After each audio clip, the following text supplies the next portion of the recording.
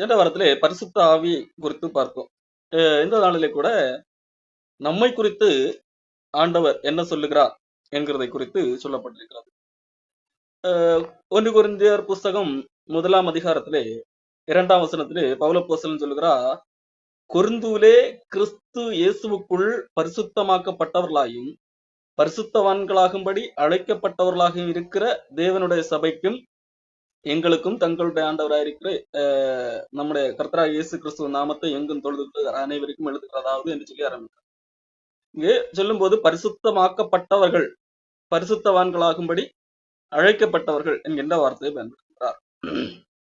எபேசியர் புஸ்தகம் 1ஆம் அதிகாரத்திலே 1ஆம் வசனம், தேவனுடைய சித்தத்தினாலே இயேசு கிறிஸ்துவனுடைய அப்போஸ்தலனாகிய பவுல் எபேசுவிலே கிறிஸ்து இயேசுவுக்குள் விசுவாசிகளாக இருக்கிற பரிசுத்தவான்களுக்கு எழுதுகிறதாவது என்று சொல்லி இங்கே சொல்லுகிறார். இங்கே பவுலப்போஸ்தலன் பயன்படுத்துகிற வார்த்தை இயேசு கிறிஸ்துவிலே விசுவாசிகளாயிருக்கிற பரிசுத்தவான்கள். அப்ப இயேசு கிறிஸ்துவை விசுவாசிக்கிறவர்கள், கிறிஸ்து இயேசுவுக்குள் விசுவாசிகளாக இருக்கிறவர்களை பரிசுத்தவான்கள் என்கிறார். இது எந்த அடிப்படையிலே கிறிஸ்தவர்கள் பரிசுத்தவான்களாக மாறுகிறார்கள் என்கிறதை குறித்து இந்த தினத்திலே பார்க்கிறோம். முதலாவது, பரிசுத்தம் என்கின்ற இந்த காரியம் அதனுடைய அர்த்தத்தை நாம் வேதாகமத்தின் அடிப்படையில் புரிந்து கொள்ள வேண்டும் என்றால், அந்த பரிசுத்தம் என்பது எதை குறிக்கிறது என்று சொன்னால், தனியாக பிரித்து வைக்கப்பட்டவர்கள் என்கிறதை குறிக்கின்ற ஒன்றாக காணப்படுகிறது. தனியாக பிரித்து வைக்கப்படுகிறவர்களை தான் பரிசுத்தம் இல்ல பரிசுத்தம் செய்தல் அல்லது பரிசுத்தப்படுத்துதல் என்கின்ற அந்த வார்த்தை குறிப்பிடுகிறது. பரிசுத்தம் என்றாலே அது தனியாக பிரித்து வைக்கப்பட்ட ஒன்று. யாத்திராகம புஸ்தகத்திலே 13ஆம் அதிகாரம் 2வது வசனத்திலே ஆண்டவர் ஒரு காரியத்தை சொல்லுகிறார். யாத்திராகம புஸ்தகத்திலே 13ஆம் அதிகாரம்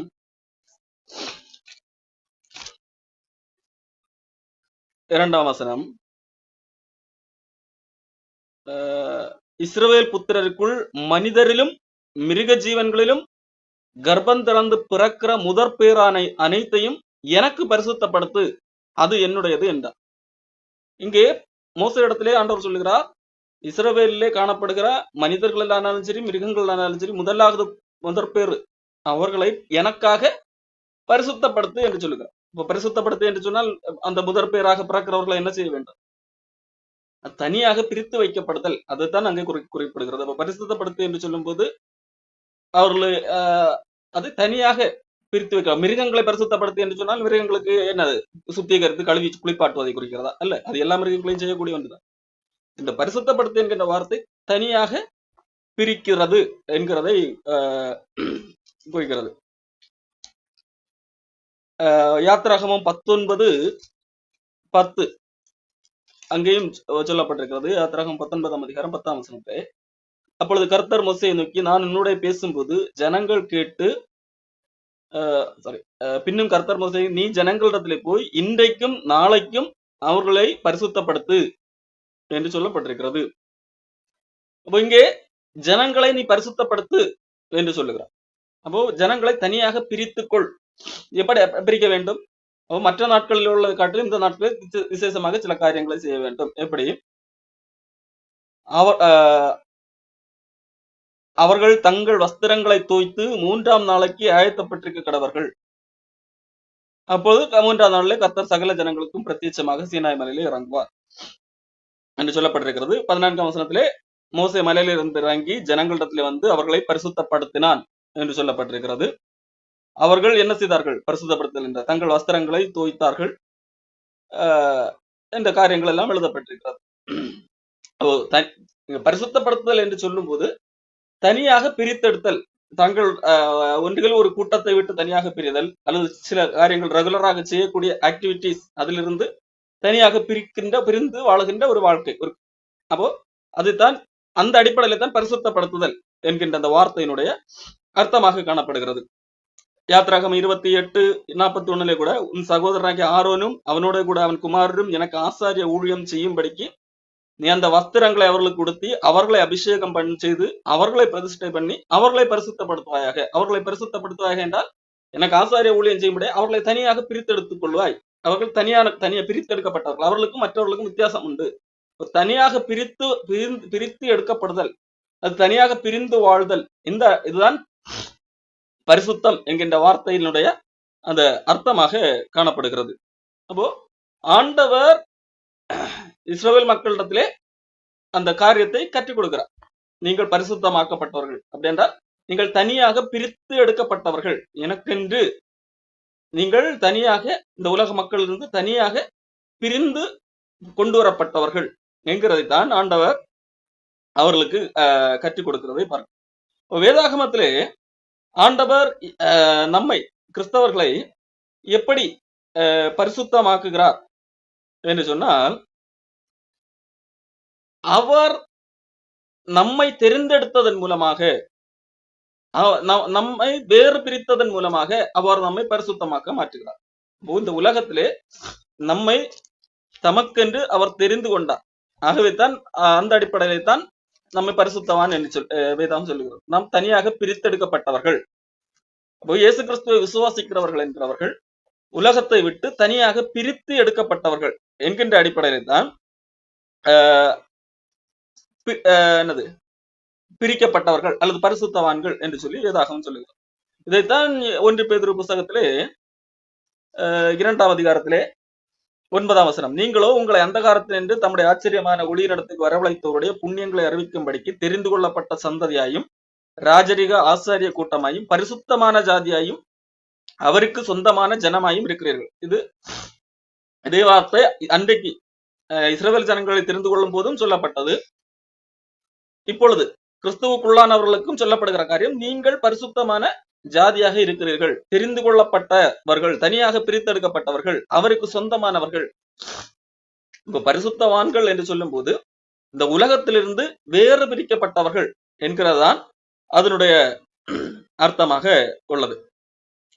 அப்போ இந்த பரிசுத்தமாக்குகின்ற அல்லது நான் பரிசுத்தவான்கள் என்கின்ற இந்த காரியத்தை ஆண்டவர் எப்படி தருகிறார் என்று சொன்னால், ஆண்டவர் அதற்காக நம்மை வேறு பிரிப்பதற்காக சில காரியங்களை செய்திருக்கிறார். இதுதான் வெளிப்படுத்தின விசேஷம் 1ஆம் அதிகாரத்திலே 6ஆம் வசனத்திலே, நம்மிடத்தில் அன்பு கூர்ந்து நாம் தமது இரத்தத்தினாலே நம்முடைய பாவங்களற நம்மை கழுவி தம்முடைய பிதாவாகிய தேவனுக்கு முன்பாக நம்மை ராஜாக்களும் ஆசாரியர்களும் ஆக்கின அவருக்கு மகிமையும் வல்லமையும் என்றென்றைக்கு உண்டாவதாக. இங்கே சொல்லப்பட்டிருக்கிறது, நம்முடைய பாவங்களற நம்மை கழுவினார். அப்போ நம்முடைய பாவங்களை அவர் கழுவினார்.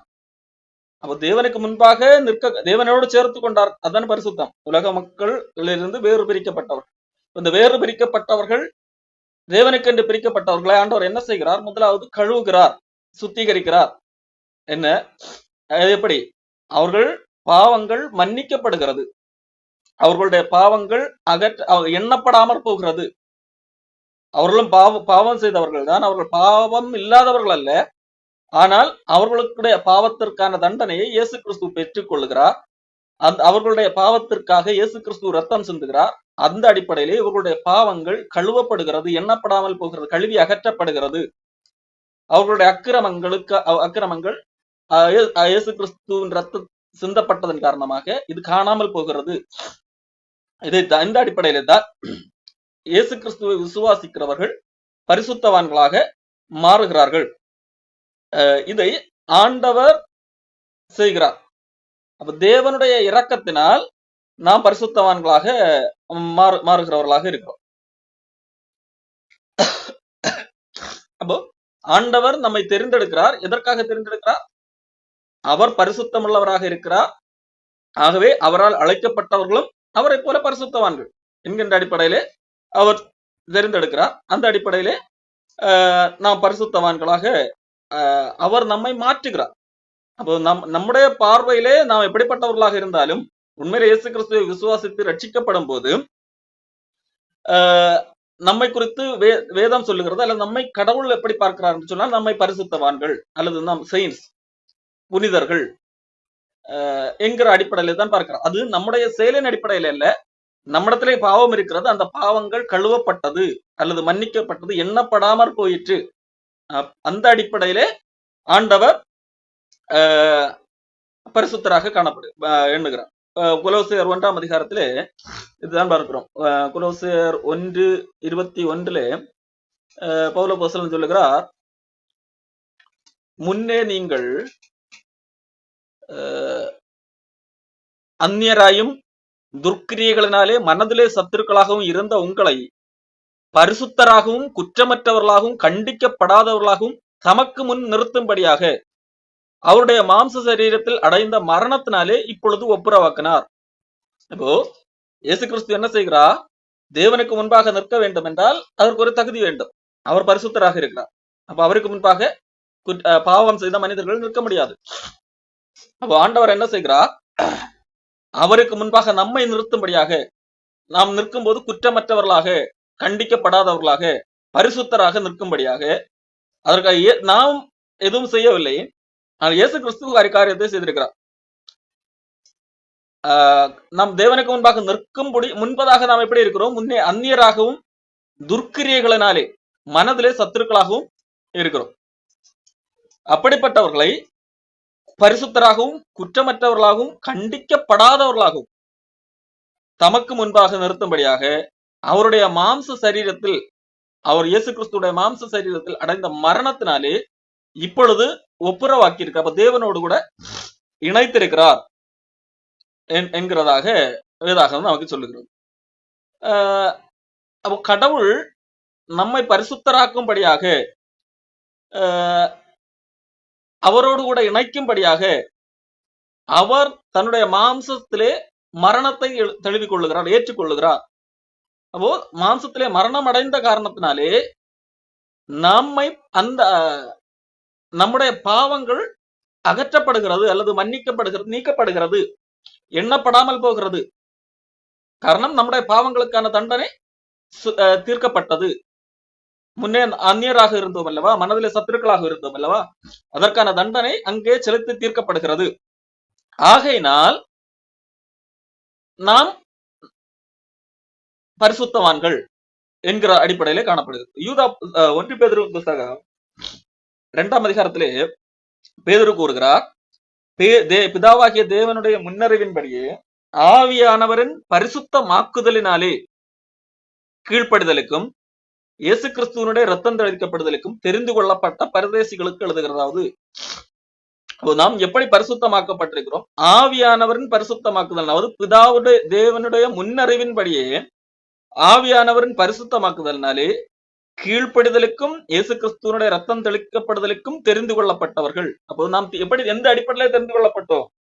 ஆவியானவரின் பரிசுத்தமாக்குதல்னாலே. அது எப்படி கிடைக்கிறது? இயேசு கிறிஸ்துவனுடைய ரத்தம் சிந்துதல் மூலமாக நமக்கு கிடைக்கிறது. எபிரேயர் 10:10 இயேசு கிறிஸ்துவனுடைய சரீரம் ஒரே தரம் பலியிடப்பட்டதினாலே அந்த சித்தத்தின்படி நாம் பரிசுத்தமாக்கப்பட்டோம். நாம் எந்த இடத்திலும் நாம் பரிசுத்தவான்கள் என்று அழைக்கப்படுகிறோம் என்கிறது நம்முடைய ஐடென்டிட்டி. அதே வேளையில் அது நாம் நம்முடைய சுயமுயற்சியினால் நடந்த ஒரு காரியம் அல்ல, தேவன் நமக்கு கொடுத்த ஒரு ஐடென்டிட்டி. அவர் நம்மை பரிசுத்தவான்கள் என்று அழைக்கிறார். அது எந்த அடிப்படையிலே? நம்முடைய பாவங்களை அவர் சுமந்து தீர்த்தார் என்கின்ற அந்த அடிப்படையிலே. 2 தெசலோனிக்கர் 2:13 கூட நீங்கள் ஆவியினாலே பரிசுத்தமாக்கப்படுகிறதுனாலும் என்று சொல்லி சொல்லப்பட்டிருக்கு. அப்ப பரிசுத்தமாகுதல் எதனால் நடக்கிறது? இயேசு கிறிஸ்து சந்திய ரத்தத்தினாலே. அடுத்ததாக பரிசுத்த ஆவியின் மூலமாக நாம் பரிசுத்தமாக்கப்படுகிறோம். 1 கொரிந்தியர் 6:11 உங்களில் சிலர் இப்படிப்பட்டவர்களாக இருந்தீர்கள், அதாவது முன்னே துர்க்கிரியை செய்யக்கூடிய அந்த நிலையில இருந்தீர்கள். ஆயினும் கர்த்தராகிய இயேசுவின் நாமத்தினாலே நமது தேவனுடைய ஆவியினாலும் கழுவப்பட்டீர்கள், பரிசுத்தமாக்கப்பட்டீர்கள், நீதிமான்களாக்கப்பட்டீர்கள். அப்ப இயேசு கிறிஸ்து நம்மை பரிசுத்தமாக்கி இருக்கிறார். அந்த அடிப்படையிலே நாம் பரிசுத்தமான்கள் என்று சொல்லி வேதாகமம் நம்மை அழைக்கிறது. அந்த பரிசுத்தமாகுதல் மனிதர்களுக்குள்ளாக எந்த அடிப்படையில் நிறைவேறுகிறது என்று சொன்னால், சுவிசேஷத்தை கேட்டு விசுவாசிப்பதன் மூலமாக நாம் பரிசுத்தமான்களாக. அப்ப இயேசு கிறிஸ்து நாம் பரிசுத்தவான்களாக மாறுவது தேவனுடைய கிருபை. அது தேவன் செய்கிற செயல். அது எந்த அடிப்படையில நடக்கிறது என்று சொன்னால் ரோமர் 15:15 அப்படி இருந்தும் சகோதரரே, புறஜாதியாராகிய பலி பரிசுத்த ஆவியினாலே பரிசுத்தமாக்கப்பட்டு தேவனுக்கு பிரியமான பலியாகும்படிக்கு நான் தேவனுடைய சுவிசேஷ ஊழியத்தை நடத்தும் ஆசாரியனாக இருந்து புறஜாதிகளுக்கு இயேசு கிறிஸ்துவனுடைய ஊழியக்காரனாக படுத்து என்று சொல்லி வருகிறது. அப்போ பவுல் இங்க என்ன சொல்லுகிறார்? புறஜாதியாகிய மக்கள் அவர்கள் பரிசுத்த ஆவியினாலே பரிசுத்தமாக்கப்பட வேண்டும் என்கிறதற்காக அப்படி பரிசுத்த ஆவியினாலே பரிசுத்தமாக்கப்படுவது அது தேவனுக்கு பிரியமான பலி. அந்த அந்த காரியம் மக்களுக்கு நடக்கும்படியாக நான் என்ன செய்கிறேன்? தேவனுடைய சுவிசேஷ ஊழியத்தின் ஆசாரியனாக இருக்கிறேன். அப்ப நான் தேவனுடைய சுவிசேஷ வேலை செய்கிறேன். அப்ப தேவனுடைய சுவிசேஷத்தின் மூலமாகத்தான் மக்கள் பரிசுத்தவான்களாக முடியும். அது எப்படி? சுவிசேஷம் அறிவிக்கப்படும் போது அதை அவர்கள் அந்தபடியே விசுவாசித்து ஏற்றுக்கொள்ள வேண்டும். அந்தபடியே விசுவாசித்து ஏற்றுக்கொள்ளும் போது சுவிசேஷம் சொல்லப்படுகிற பிரகாரமாகவே விசுவாசித்து ஏற்றுக்கொள்ள வேண்டும். அல்லாவிட்டால் அந்த விசுவாசம் வீண் என்று சொல்லி பவுல் அப்போஸ்தலன் 1 கொரிந்தியர் 15 சொல்லியிருக்கான். அப்போ பவுல் சொல்லுகிறபடியே, அதாவது சுவிசேஷம் நமக்கு எப்படி சொல்லப்பட்டிருக்கிறதோ, கடவுள் எதை சுவிசேஷம் என்று சொன்னாரோ அந்த சுவிசேஷம், அந்த நற்செய்தி அது சொல்லப்பட்ட பிரகாரம் சொல்லும் போது அதை விசுவாசிக்கும் போது அதனோட விசுவாசிக்கிற அந்த க்ஷணமே பரிசுத்தவான்களாக படுகிறார்கள், அவர்கள் நீதிமான்களாக்கப்படுகிறார்கள் என்று சொல்லி வேதாகம் நமக்கு கற்பிக்கிறது.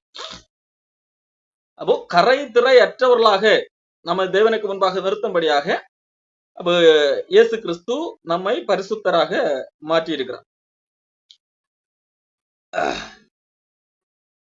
எபேசியர் 5:17 எப்படி சொல்லுகிறது? கரை திரை முதலானவைகள் ஒன்றுமில்லாமல் பரிசுத்தமும் பிழையற்றதுமான மகிமையுள்ள சபையாக அதை தமக்கு முன் நிறுத்திக் கொள்வதற்கு தம்மை தாமே அதற்காக ஒப்புக் கொடுத்தார். அப்போ நம்ம எந்த ஒரு சின்ன கரை கூட இல்லை, சின்ன விதத்திலே கூட நாம் தேவனுக்கு முன்பாக நிற்கக்கூடிய தகுதி இல்லை என்று சொல்லி யாராலும் சொல்ல முடியாது. அந்த அடிப்படையில கரை திரை முதலான எல்லாவற்றையும் ஆண்டவர் நீக்கி அந்த அளவிற்கு பரிசுத்தமாக மாற்றி இருக்கிறார்.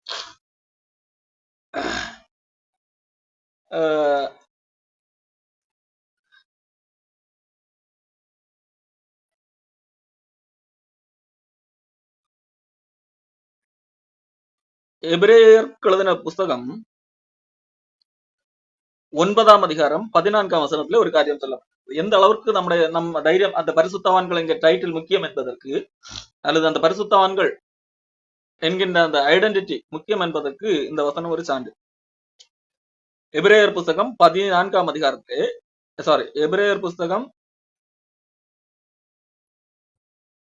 9:14 நித்திய ஆவியினாலே தம்மை தாமே பழுதற்ற பலியாக தேவனுக்கு ஒப்புக் கொடுத்த கிறிஸ்துவனுடைய ரத்தம் ஜீவனுள்ள தேவனுக்கு ஊழியம் செய்வதற்கு உங்கள் மனசாட்சியை செத்த கிரியைகள் அற சுத்திகரிப்பது எவ்வளவு நிச்சயம் என்று சொல்லி சொல்லப்பட்டிருக்கிறார். அப்போ நம்முடைய மனசாட்சியை சுத்திகரிக்கக்கூடிய ஒன்றாக செத்த கிரியைகள் எல்லாம் நீங்கி நம்முடைய மனசாட்சியை பூரணமாக சுத்திகரிக்கின்ற ஒன்றாக காணப்படுகிறது. காரணம், விலங்குகளின் ரத்தம் அதற்கு முன்பதாக பழைய ஏற்பாட்டின் காலத்திலே விலங்குகளின் ரத்தம் அங்கே சிந்தப்பட்டது. அது குறித்து சொல்லும்போது காளை, வெள்ளாட்டுக்கடா இவற்றின் ரத்தம் தீட்டுப்பட்ட மக்கள் மீது தெளிக்கப்பட்ட அந்த கடாரி சாம்பல் அவர்களை டெம்பரரியாக அது தெளிக்கும் போது அவர்கள் சுத்திகரிக்கப்பட்டார்கள் என்று புறப்பரிசுத்தம் உடையவர்களாக மாற முடியும். அப்படியானால் இயேசு கிறிஸ்துவின் ரத்தம் உண்மையிலே வல்லமை உள்ளது. பழைய மிருகங்களுடைய ரத்தம் ஒரு டெம்பரரி, ஒரு அடையாளம் மட்டுமே. ஆனால் அதனால என்னது சுத்த முடியாது. ஒருவேளை அதனால் பூரண சுத்திகரிப்பு உண்டாக இருக்கும் என்றால் அடுத்த வருடம் என்ன செய்ய வேண்டியதில்லை, பலி செலுத்த வேண்டியதில்லை. என்னுடைய பாவங்கள் எல்லாம் அந்த பலியினாலே, ஏற்கனவே நான் போன வருஷம் செலுத்த அந்த பலியினாலே நிறுத்தப்பட்டது, எனக்கு அந்த அது நிமித்தம் எனக்கு எந்த குற்றம் இல்லை என்று சொல்லி தைரியமாக இருக்கலாம். ஆனால் அது அல்ல, அடுத்த வருடம் மறுபடியும் போய் பலி செலுத்த வேண்டும். ஐயோ, நான் இந்த வருடம் நான் இவ்வளவு பாவம் செய்து விட்டேன், மறுபடியும் பலி செலுத்த வேண்டி இருக்கிறது போன வருடம் செலுத்தின பலி என்ன செய்யவில்லை.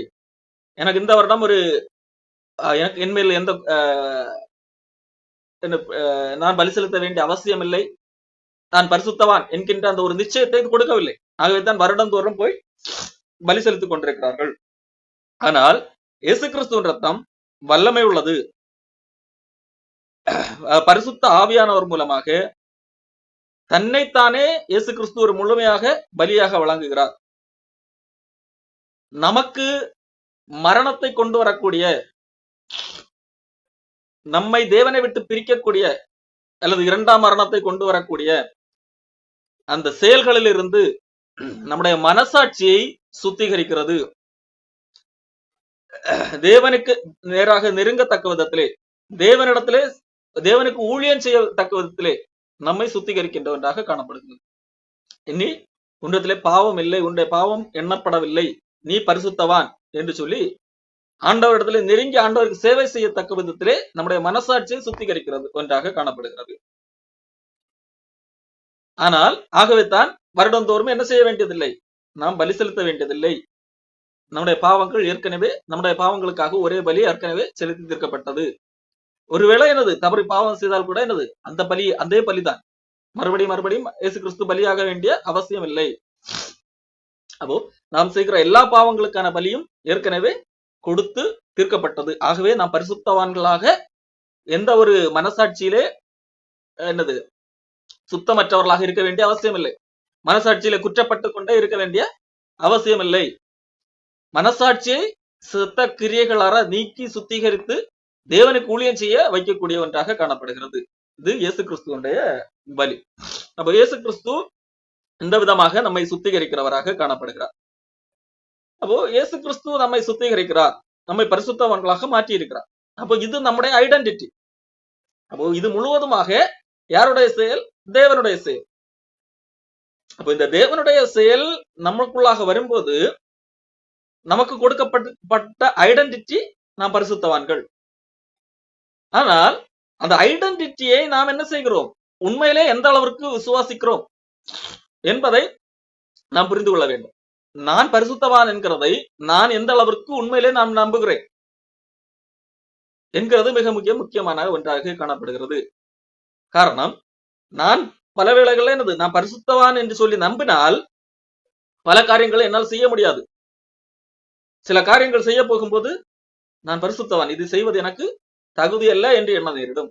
அப்போ நாம் பரிசுத்தவான் என்பதை, தேவன் என்னை பரிசுத்தவான் என்று அழைத்திருக்கிறார், என்னை பரிசுத்தவானாக மாற்றி இருக்கிறார், என்னுடைய மனசாட்சியை செத்த கிரியைகளாக நீங்க சுத்திகரித்திருக்கிறார் என்கிறதை நான் எந்த அளவிற்கு நான் முழுமையாக நம்புகிறேனோ அந்த அளவிற்கு நான் என்னை நானே சுத்திகரித்துக் கொள்ளுகிறவனாக காணப்பட முடியும் என்பதை நாம் புரிந்து கொள்ள வேண்டும்.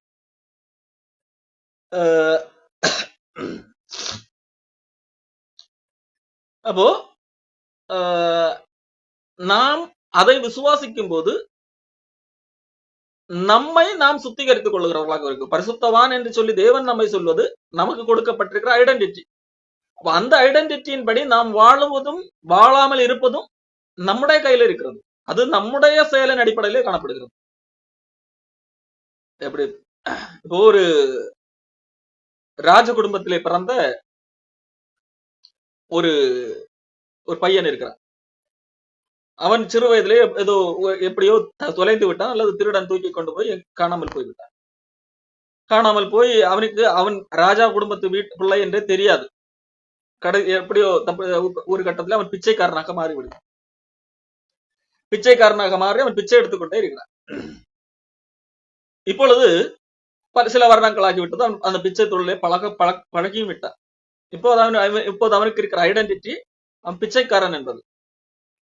இப்போ ஒரு நாள் என்ன செய்கிறது, வருகிறது. ராஜா எதேச்சையாக ஒரு இடத்துக்கு போகும்போது அந்த பிச்சைக்காரனை எதேச்சையாக பார்க்கும்போது அவருக்கு சந்தேகம் வருகிறது, ஒரு டவுட் வருகிறது. இவனை என்னுடைய மகனாக இருக்கும் என்கின்ற அளவுக்கு அவர் சந்தேகப்பட்டு ஆராய்ச்சி செய்து பின்னணியில தேடி அவன் தன்னுடைய மகன் என்பதை உறுதி செய்கிறார். உறுதி செய்த பின்பதாக உடனடியாக அவரை தானே கஷ்டப்பட்டு பல காரியங்களை செய்து அந்த பிச்சைக்கார கோலத்தை எல்லாம் மாற்றி கூட கூட்டி கொண்டு வந்து தன்னிடத்திலே உட்கார வைக்கிறார். அடுத்து அவர் தான் இளவரசன் என்கிற அடிப்படையில உட்கார வைக்கிறார்.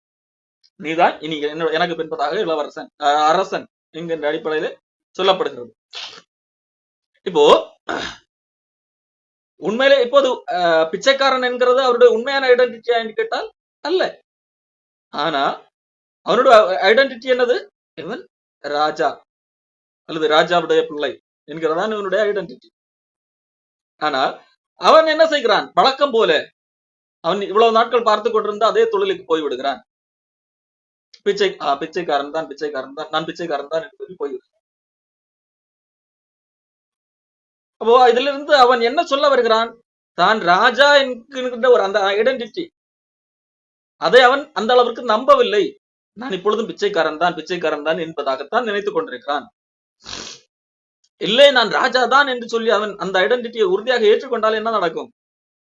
கொஞ்சம் ஒருவேளை அந்த பழக்க தோஷத்திலே கொஞ்சம் தூரம் எழுப்பி போனால் கூட, ஐயோ நான் இப்பொழுது நேற்றைய தினத்தில் இருந்தது ஆள் அல்லவே, இன்னைக்கு நான் எனக்கு கிடைத்திருக்கிற ஐடென்டிட்டி அந்த ராஜா என்பது அல்லவா, உண்மையிலே நான் ராஜா வீட்டு பிள்ளை அல்லவா, நேற்று வரைக்கும் ஏதோ அறியாமையில இது அறியாத காரணத்தினால் பிச்சைக்காரனாக இருந்தேன் என்று எனக்கு தெரிந்து விட்டது அல்லவா, அப்ப நான் எப்படி மறுபடியும் பழைய தொழிலுக்கு போக முடியும் என்று சொல்லி தெரியாதனமாக பழக்க தோஷத்துல பிச்சை எடுக்க போனால் கூட என்ன வந்து விடுவான், திரும்பி வந்து விடுவான். ஆனால் இந்த ஐடென்டிட்டி அவனுடைய மண்டைக்குள்ள ஏறவே இல்லை, அதை அவன் நம்பவே இல்லை என்றால் என்ன செய்து விடுவான்? அவன் திருப்பி போய் எங்கே உட்கார்ந்து விடுவான்? அங்கு பிச்சைக்கார கூட்டத்திலே தான் போய் உட்கார்ந்து, இல்ல எனக்கு இந்த செட் ஆகல, எனக்கு இது பிடிக்கல, இந்த ராஜா வாழ்க்கை பிடிக்கல, எனக்கு அதுதான் பழகி விட்டது, நான் அங்கே போகிறேன். இதெல்லாம் நீங்க சொல்ற இந்த ராஜா வீட்டு பிள்ளை இதெல்லாம் என்னால நம்ப முடியல, நான் யார் தான், நான் பிச்சைக்காரன் தான், நான் அங்கேயே போய் உட்கார்ந்து இருக்கிறேன் என்கின்ற அடிப்படையில போய் உட்கார்ந்துருக்கு. பழக்க தோஷத்திலே ஒரு அடி எடுத்து வைப்பதோ அது தவறல்ல, அது அவனுடைய பழக்க தோஷம். ஆனால் அவனுக்கு அது உடனடியாக ஞாபகத்து வரும், உண்மையிலே அவன் ராஜா வீட்டு பிள்ளை என்றால், ஐயோ நான் ராஜா வீட்டு பிள்ளை பழக்க தோஷத்திலே போய்விட்டேனே என்று. ஆனால் அவனுக்கு ஞாபகம், நான் ராஜா வீட்டு பிள்ளை என்பது ராஜா ஞாபகமே வரவில்லை என்றால் என்ன செய்து விடுவான்? அவன் பழைய தொழிலுக்கே போய்விடுவான். இப்போ ஆண்டவர் நம்மை பரிசுத்தவான்களாக மாற்றி இருக்கிறார், நமக்கு ஒரு ஐடென்டிட்டி கொடுத்திருக்கிறார் என்கிறதை நாம் நம்புவோம் என்று சொன்னால் நாம் என்ன செய்வோம்? நாம் பரிசுத்தமான காரியங்களை செய்கிறவர்களாக காணப்படுவோம். அதாவது நம்முடைய செயலிலே வெளிப்படக்கூடிய பரிசுத்தம். பிலிப்பியர் 2ஆம் அதிகாரத்தில் இதைத்தான் சொல்லப்பட்டிருக்கிறது. ஏனெனில் தேவனே 12ஆம் வசனம், பிலிப்பியர் 2:12, ஆதலால் எனக்கு பிரியமானவர்களே, நீங்கள் எப்பொழுதும் கீழ்ப்படுகிறபடியே நான் உங்களுக்கு சமீபமாக இருக்கும் பொழுது மாத்திரமல்ல, நான் தூரமாக இருக்கிற இப்பொழுதும் அதிக பிரயாசத்தோடும் நடுக்கத்தோடும் உங்களுடைய ரட்சிப்பு நிறைவேற பிரயாசப்படுங்கள் என்று சொல்லி சொல்லப்பட்டிருக்கிறது. அப்போ அதிக பிரயாசத்தோடு நீங்கள் என்ன செய்ய வேண்டும்? ரட்சிப்பு நிறைவேற பிரயாசப்படுங்கள். அது என்ன? ரட்சிப்பு நிறைவேறுவதற்கு பிரயாசப்படுவது. ஏற்கனவே ரட்சிக்கப்பட்டோம், அந்த ரட்சிப்பை நிறைவேற்றுவது. எதற்காக ரட்சிக்கப்பட்டோம்? நாம் தேவனுடைய குமாரனுடைய சாயலுக்கு ஒப்பா இருப்பதற்கு அவர் நம்மை தெரிந்து கொண்டார் என்று சொல்லி வேதம் சொல்லுகிறது. நாம் தேவனுடைய குமாரனுடைய சாயலுக்கு ஒப்பாவது, அதுதான் நம்முடைய இலக்கு. அப்போ அதுதான் தேவனுடைய இலக்கு. அதற்காக தான் நம்மை அழைத்தார், தெரிந்து கொண்டார். அப்ப அதற்காகத்தான் நம்மை ரட்சித்தார். அதை நிறைவேற்றுவோம். நம்ம எதற்காக தெரிந்து கொண்டாரோ அதை நிறைவேற்றுவோம், அதை நிறைவேற்ற பிரயாசப்பட வேண்டும். அது நம்முடைய கைகளில் தான் இருக்கிறது. காரணம் என்ன செய்ய வேண்டி இருக்கிறது? ஏன் பிரயாசம் வருகிறது? அந்த பிச்சைக்காரனுக்கு ஏன் அந்த பிரயாசம் வருகிறது? உண்மையிலே நம்பி விட்டான், ராஜா சொன்னதை நம்பி விட்டான். ஐயோ நான் இனி பிச்சைக்காரன் கிடையாது, நான் ராஜா வீட்டு பிள்ளைதான் என்று சொல்லி நம்பி விட்டான். அப்போ என்னது? இந்த ராஜா என் மீது அன்புள்ளவர், நான் தான் இவ்வளவு நாட்கள் என்னது அறியாமையில இருந்தேன், ஆனால் என்னுடைய அப்பா என்னை இவ்வளவு நாள் கஷ்டப்பட்டு தேடி இருக்கிறார், எனக்காக பல பிரயாசங்கள் பட்டிருக்கிறார், இவ்வளவு அன்புள்ள அப்பா எனக்கு அவரோடு அவரு இருக்கக்கூடிய அந்த இடத்தை எனக்கு தருகிறார் என்பதையெல்லாம் நம்பி விட்டான். ஆனால் தூங்கி எழுந்த பிறகு என்னது ஆட்டோமேட்டிக்காக இவ்வளவு நாள் பழகின விஷயம் இருக்கத்தானே செய்யும், அதே சரீரம் அல்லவா, தெரியாதனமாக போய்விடுகிறான். அது போய்விட்டால் அவனுக்கு எப்படி இருக்கும்? போகும்போது ஞாபகம் வருகிறது, உண்மையிலே அப்பாவோட அன்பை புரிந்து கொண்டான், நான் இப்பொழுது ராஜா என்பதை புரிந்து கொண்டான் என்றால் என்ன வரும்? ஞாபகம் வரும். ஐயோ நான் தெரியாம வந்துட்டேனே, நான் ராஜா வச்சு, நான் இப்பொழுது யார்? ராஜா. என்னோட ஐடென்டிட்டி இப்போது ராஜா. நான் இந்த இடத்துல போனா என்னோட தகுதி என்ன ஆகிவிடும்? இது எனக்கு தகுதியான இடம் அல்லவே, இங்கே இருப்ப இந்த பிச்சை கேட்பது என்னுடைய தகுதியான இடம் அல்லவே. நான் மக்களுக்கு கொடுக்கக்கூடியவன் அல்லவா ராஜா. இப்போ நான் என்ன செய்ய வேண்டாம்? ஐயோ நான் தெரியாம வந்துட்டேன் சட்டுப்பட்டுன்னு எவ்வளவு மெதுவா வந்தானோ அல்லது வேகமா வந்தானோ அதை காட்டிலும் பல மடங்கு வேகமாக திரும்பி வருவான் அரண்மனைக்கு. ஐயோ தெரியாம வந்துட்டேன், என்னது நான் இப்படி போனா என்னது என்ற அப்பாவுக்கு அசிங்கம் இல்ல. ஒரு ராஜாவை பிச்சை எடுக்கிறாருன்னா யாருக்கு அசிங்கம்? அது ஒரு அவரோட பழக்க தோஷம் தான். ஆனா என்னது அதிலிருந்து அந்த பழக்கத்திலிருந்து விடுதலை வர்றது கொஞ்சம் கடினமாக இருக்கலாம். ஆனால் அவருக்கு என்னது அந்த விருப்பம் இருக்கிறது. நான் என்னுடைய அப்பாவுடைய பேரை கெடுக்க கூடாது, எனக்கு நான் இப்போது ராஜா என்கின்ற அந்த எண்ணம் இருக்கிறது. அதுக்காக அவன் பிரயாசப்படுகிறான். பிரயாசப்பட்டு நாளடைவிலே என்னது அந்த பழக்கமே அந்த எண்ணமே இல்லை. நான் ஒரு காலத்தில் பிச்சைக்காரனாக இருந்து அல்லது அந்த பிச்சை எடுக்கக்கூடிய எண்ணம் அந்த எண்ணம் இல்லை. பிச்சைக்காரனாக இருக்கும்போது பல விதமான பழக்கங்கள் இருக்கலாம். ஆனா இந்த ராஜா ஒரு நல்ல ராஜா, அப்ப அவருக்கு வித்தியாசமான பழக்கம். இந்த பழக்கத்துக்கு அடாப்ட் ஆகிறதுக்கு என்னது இந்த பழக்கம் இதுதான் சரி என்று தெரிகிறது. அது எல்லாம் மோசம் என்று உணர்ந்து கொண்டான். ஆனால் இதுல அடாப்ட் ஆகிறதுக்கு சில பிரச்சனைகள் இருக்கலாம். ஆனால் என்ன செய்யவில்லை, இது அடாப்ட் ஆக மாட்டேன் சொல்லிட்டு அங்க போகவில்லை. காரணம் நான் ராஜா, அது காட்டிலும் இதுதான் சிறந்தது என்று தெரிகிறது. ஆனால் அதற்காகவே அடாப்ட் ஆகிறதுக்கு இவன் பிரயாசப்படுகிறான். அதுதான் இங்கே சொல்லப்படுகிறது. உங்கள் ரட்சிப்பு நிறைவேற நீங்கள் ரட்சிக்கப்பட்டீர்கள், உண்மை. அதற்காக நீங்கள் பிரயாசப்பட வேண்டும். அது நிறைவேறுவதற்காக, அதாவது எந்த நோக்கத்திற்காக ரட்சிக்கப்பட்டீர்களோ அந்த நோக்கத்தை நீங்கள் நிறைவேற்ற வேண்டும். அதற்காக பிரயாசப்பட வேண்டும். ஏனெனில் தேவனே தம்முடைய தயவுள்ள சித்தத்தின்படி விருப்பத்தையும் செய்கையை உங்களில் உண்டாக்குகிறவராக. அப்போ விருப்பம் இருக்கிற அந்த விருப்பத்தை காண்டவர் தருகிறார். அந்த விருப்பத்தை நிறைவேற்றுவதற்கு நீங்கள் பிரயாசப்பட வேண்டும். நல்ல பரிசுத்தமாக தேவனுக்கு பிரியமாக வாழ வேண்டும் என்கின்ற விருப்பம் இருக்கிறது. அந்த விருப்பத்தை தேவனே தருகிறவராக இருக்கிறார் என்று சொல்லி வேதாகமும் சொல்லுகிறது. அடுத்ததாக இதே காரியத்தை தான் நான் சொல்லுகிறேன். இது கதையின் அடிப்படையிலே தான் 1 கொரிந்தியர் 6ஆம் அதிகாரத்திலே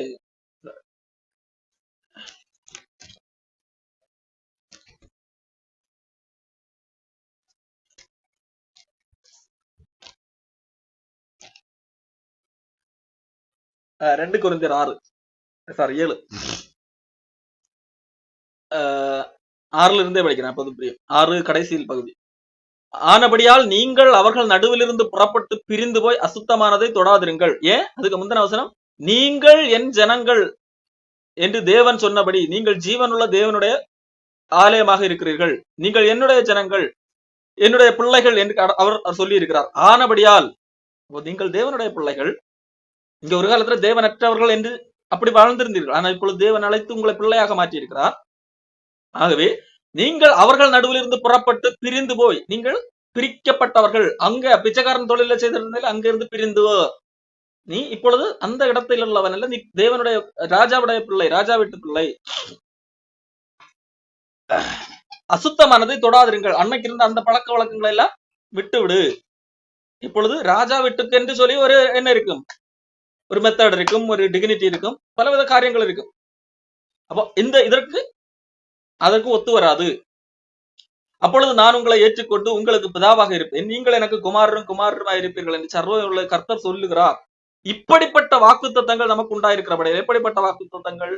நான் உங்களை ஏற்றுக்கொண்டு உங்களுக்கு பிதாவாக இருப்பேன், நீங்கள் எனக்கு குமாரத்திகளுமாக இருப்பீர்கள். அப்ப நான் பிதா, நீங்கள் குமாரர்கள், என்னுடைய பிள்ளைகள் என்று கடவுள் சொல்லுகிறார். இது வாக்குத்தத்தம். இந்த வாக்குத்தத்தம் இருக்கிறபடியால் பிரியமானவர்களே, மாம்சத்திலும் ஆவியிலும் உண்டான எல்லா அசுசியும் நீங்க நம்மை சுத்திகரித்துக் கொண்டு பரிசுத்தமாகுதலை தெய்வ பயத்தோடு பூரணப்படுத்த கடவோம். அப்போ நாம் யார்? நான் தேவனுடைய குழந்தை. தேவன் என்னை பரிசுத்தவான் என்று சொல்லி ஒரு அங்கீகாரம் தந்திருக்கிறார். நான் தேவனுடைய பிள்ளை என்கின்ற ஒரு காரியத்தை தந்திருக்கிறார். ஆகவே மாம்சத்திலும் ஆவியிலும் எந்த அசுத்தமும் ஏற்படாத வண்ணம் நம்மை சுத்திகரித்துக் கொண்டு நம்மை நாமே சுத்திகரித்துக் கொள்ள வேண்டும். ஆண்டவர் நம்மை ரட்சிக்கிறார், நமக்கு விருப்பங்களை தந்திருக்கிறார். மேஜிக்ல எல்லாம் மாறவில்லை, மேஜிக்ல எல்லாம் வாழ்க்கை மாறவில்லை. நமக்கு ஆண்டவர் விருப்பத்தை தந்திருக்கிறார். நமக்கு என்னது, நான் எது உண்மை என்று தந்திருக்கிறார். ஆனால் நம்மை நாமே சுத்திகரித்துக் கொள்ள வேண்டும். என்று சொல்லி வேதாகம் சொல்லுகிறது. காரணம் அப்படிதான் நம்மை சுத்திகரித்துக் கொள்ளும் போதுதான் நான் தேவனுடைய பிள்ளையாக இருக்கிறோம். நம்மை நாமே சுத்திகரித்துக் கொண்டால் மட்டும்தான் அவர் பயன்படுத்த முடியும், அவருக்கு பயனுள்ளவர்களாக மாற முடியும். அந்த ராஜா இருக்கிறார், ராஜா அந்த பழைய பழக்கம் இருக்கிறது, அந்த பழக்கத்திலே ஈடுபட்டு கொண்டிருக்கும் போது நம்பி எப்படி பொறுப்பு கொடுக்க முடியும்? ராஜா வீட்டு பிள்ளை தான், ராஜா வீட்டு பிள்ளை கொண்டு வந்திருக்கிறார். ஆனால் இவ்வளவு காலம் இருந்த ஒரு பழக்கம், அந்த அங்க இருந்த பழக்கத்திலே சில இப்பொழுதும் தொடர்கிறது என்று வைத்துக் கொள்வோம்.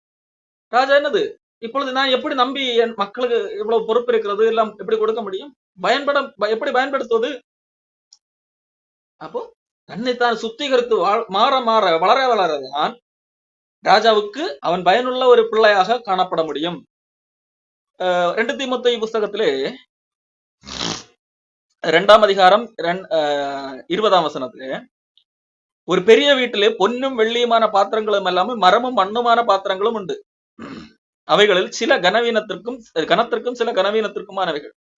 ஒருவன் இவைகளை விட்டு தன்னை சுத்திகரித்துக் கொண்டால் அவன் பரிசுத்தமாக்கப்பட்டதும் எஜமானுக்கு உபயோகமானதும் எந்த நற்கிரியைக்கும் ஆயத்தமாக்கப்பட்டதுமான கனத்துக்குரிய பாத்திரமாக இருப்பான். அப்போ எஜமான் பயன்படுத்தக்கூடிய பாத்திரம் எப்படி இருக்கும்? சுத்தமுள்ளதாக இருக்கும். ஒரு வீட்டுல அழுக்குள்ள எல்லாவித மரமாக இருக்கலாம், பொன்னில இருக்கலாம். ஒரு அதுக்காக ராஜா எதை பயன்படுத்த முடியும்? எது சுத்தமா இருக்கிறதோ அதை பயன்படுத்த முடியும். இப்போ பொண்ணு பாத்திரம் பொண்ணுதான், ஆனா பாத்திரம் ஃபுல்லா அழுக்கா இருக்கு. ஆனா பாத்திரம் மரம் தான், அந்த மரம் என்ன இருக்கு? சுத்தமா இருக்கு. ராஜா எதை பயன்படுத்துவார்?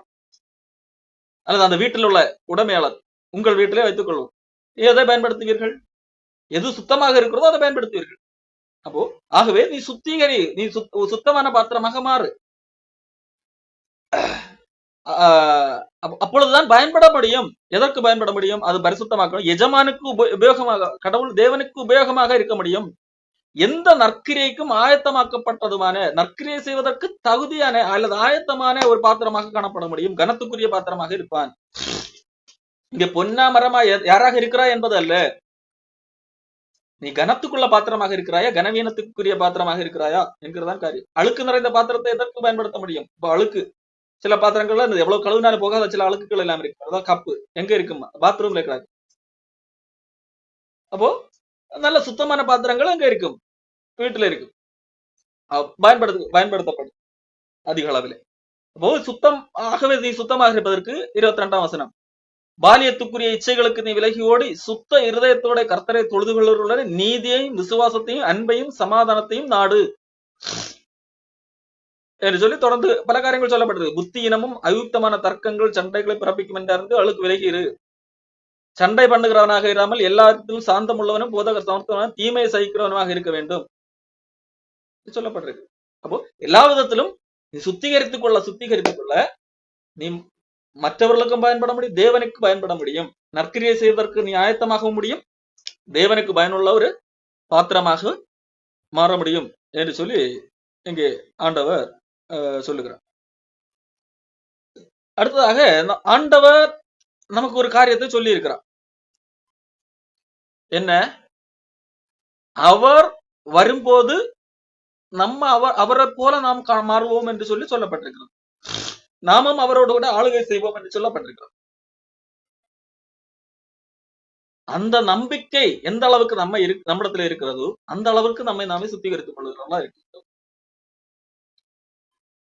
ராஜா இருக்கிறார், ராஜா பிள்ளைக்கு சொல்லுகிறார், இப்பொழுது நீ என்னுடைய பிள்ளை, நீதான் ராஜா, ஒரு நாள் என்ன வரைக்கும் போகிறது, உன்னை நான் இருக்கிற அதே சிங்காசனத்தில் அமர வைக்க போகிறேன், எனக்கு ஈக்குவலாக என்னை போல நீயும் ராஜா வஸ்திரம் தரித்து நான் எப்படி எல்லா உலகத்தையும் எல்லா நாடு ஆளுகிறேனோ அதே போல நீயும் அதே பொசிஷன்ல எனக்கு கொஞ்சம் சளைக்காத பொறுப்பு எனக்கு தரப்படும் என்று சொல்லி வாக்கு கொடுக்கிறோம். அப்படியானால் அதை அவ்வளவு பெரிய பொறுப்பை எனக்கு அப்பா தரப்போகிறார் என்கிறத அறியும் போது எப்படி இருக்க வேண்டும்? எவ்வளவு வேகமாக நான் தன்னைத்தானே சுத்திகரித்துக் கொள்ள வேண்டும், அந்த அளவுக்கு எல்லா சுத்திகரித்துக் கொள்ள வேண்டும். அதாவது அந்த பழைய வாழ்க்கையிலிருந்து இந்த புதிய வாழ்க்கைக்கு, பிரித்தெடுக்கப்பட்ட வாழ்க்கைக்கு எந்த அளவுக்கு அடாப்ட் ஆக முடியுமோ, எவ்வளவு வேகமாக அடாப்ட் ஆக முடியுமோ அவ்வளவு வேகமாக அடாப்ட் ஆக முடியும். அப்படிதான் தான் 1 யோவான் புத்தகத்திலே 3ஆம் அதிகாரத்திலே யோவான் சொல்லுகிறார். பிரியமானவர்களே, 1 யோவான் 3ஆம் அதிகாரம் 2ஆம் வசனம். இப்பொழுது தேவனுடைய பிள்ளைகளாக இருக்கிறோம். நாம் இப்பொழுது தேவனுடைய பிள்ளைகள். இனி எவ்விதமாக இருப்போம் என்று சொல்லி இன்னும் வெளிப்படவில்லை. ஆனால் ஒரு காரியம் தெரியும், இயேசு கிறிஸ்து வெளிப்படும் போது அவர் இருக்கிற வண்ணமாகவே நாம் அவரை தரிசிப்பதுனா அவருக்கு ஒப்பாக இருப்போம் என்று அறிந்திருக்கிறோம். இயேசு கிறிஸ்து வெளிப்படும் போது அவர் எப்படி இருக்கிறாரோ அதே போல அவருக்கு இருக்கிற அதே சாயல் நமக்கு இருக்கும். அவருக்கு இருக்கிற அதே விதமான இருக்கை நமக்கு தரப்படுகிறது. அவரோடு கூட நாம் ஆளுகை செய்கிறோம். அவர் எங்க இருக்கிறாரோ அங்கு நாம் இருக்கிறோம். இப்பொழுது தேவனுடைய பிள்ளைகள். இனி அவர் எப்படி இருக்கிறாரோ, அவர் வெளிப்படும் போது அவர் எப்படி இருக்கிறாரோ அதே போல இருக்க. அப்ப இப்படிப்பட்ட நம்பிக்கை இருந்தால், இப்படிப்பட்ட நம்பிக்கை உள்ள எவனும், அவர் மேல் இப்படிப்பட்ட நம்பிக்கை வைத்திருக்கிற எவனும் அவர் சுத்தமுள்ளவராக இருக்கிறது போல தன்னையும் சுத்திகரித்துக் கொள்ளுகிறான். அப்போ இந்த நம்பிக்கை, அப்போ என் அப்பா எனக்கு ஒரு நாள் இதே அப்பா இருக்கிற அதே பொசிஷன் எனக்கு தரப்போகிறார் அப்படின்னு வரும்போது, அப்பா இப்ப என்னுடைய அப்பா எப்படி இருக்கிறார் அதே மாதிரி நானும் மாற வேண்டும் அப்படிங்கறதான சரியான பிள்ளை. அப்போ இதுதான் இந்த நம்பிக்கை நம்மை சுத்திகரிக்கக்கூடிய ஒன்றாக காணப்படும். இந்த நம்பிக்கையின் அடிப்படையில நம்மை நாமே சுத்திகரித்து கொள்ளுகிறவர்களாக காணப்பட வேண்டும். அப்போ இதற்கு அப்பொழுதுதான் நாம் என்ன செய்யும், நாம் மற்றவர்களுக்கு பயன்பட முடியும், நம்முடைய நம்பிக்கையை பறைசாற்ற முடியும். நம்ம எதை நம்புகிறோம் என்பதை நம்முடைய செயல்தான் என்ன செய்கிறது, நமக்கு காண்பித்து தருகிறது. அப்போ நம்முடைய நடக்கைகள் பரிசுத்தமாக இருக்க வேண்டும். அவர் அழைத்தவர் பரிசுத்தமாக இருக்கிறது போல நீங்கள் பரிசுத்தமாக இருங்க. உங்கள் நடக்கைகள் எல்லாவற்றிலும் பரிசுத்தமாக இருங்க. ஏனென்றால் அவர் என்னை பரிசுத்தவனாக மாற்றி இருக்கிறார். என்னை பரிசுத்தவனாக மாற்றுவதற்கு, தேவனுக்கு முன்பாக நிறுத்துவதற்கு, எந்த குறையும் குற்றமும் இல்லாத அளவிற்கு நிறுத்துவதற்கு அவர் தன்னையே ஒப்புக் கொடுத்திருக்கிறார். அதுல எந்த பிரச்சனையும் இல்லை. நான் இதை நம்புகிறேனா இல்லையா என்கிறது தான் பிரச்சனை. நான் அதை எந்த அளவுக்கு, என்னோட ஐடென்டிட்டி நான் பரிசுத்தவான் என்கிறதை நான் எந்த அளவுக்கு நம்புகிறேன். நான் அதை நம்பினால் நான் தேவனுடைய பிள்ளை, ஆண்டவர் நான் உங்களுக்கு தான், நீங்கள் எனக்கு பிள்ளைகளாக இருக்கிறீர்கள், அதை நான் நம்புகிறேன் என்று சொன்னால் அந்த அடிப்படையில நான் என்ன செய்கிறேன், என்னை சுத்திகரித்துக் கொள்கிறேன். அப்பொழுதுதான் பயன்பட முடியும், தேவனுக்கு நான் பயன்பட முடியும். இல்லைன்றால் பயன்பட முடியாது. மட்டுமல்ல, அவர் வரும்போது அவரை போல நான் இருப்பேன். ஆகவே அவர் இப்பொழுது எப்படி இருக்கிறாரோ, அவருடைய குணாதிசயங்கள் என்னவோ அதை நான் என்ன செய்ய வேண்டும், வெளிக்காட்ட வேண்டும். அவர் பரிசுத்தம் உள்ளவராக இருக்கிறது போல நீங்களும் பரிசுத்தம் உள்ளவராக. இது தேவனுடைய குணாதிசயம். அவர் எந்தெந்த காரியங்கள்ல எப்படிப்பட்டவராக, அன்பு எப்படிப்பட்டவராக அன்பு செய்கிறார், அவர் எப்படிப்பட்ட அளவு நீதி செய்கிறார் என்கிற அடிப்படையில் அவருடைய குணாதிசயங்கள் வெளிப்படுவது அதுதான் பரிசுத்தம். அவர் பரிசுத்தம் உள்ளவராக இருக்கிறது போல நாமும் பரிசுத்தம் உள்ளவராக இருக்க வேண்டும். இந்த அடிப்படையிலே நாம் தொடர்ந்து நம்மளுக்கு கொடுக்கப்பட்டிருக்கிற அந்த ஐடென்டிட்டியை மறவாமல் நாம் பரிசுத்தவான்கள் என்கிறதை உணர்ந்து அதை நம்பி நாம் தொடர்ந்து நம்மை நாமே சுத்திகரித்துக் கொள்வதிலே பிரயாசப்பட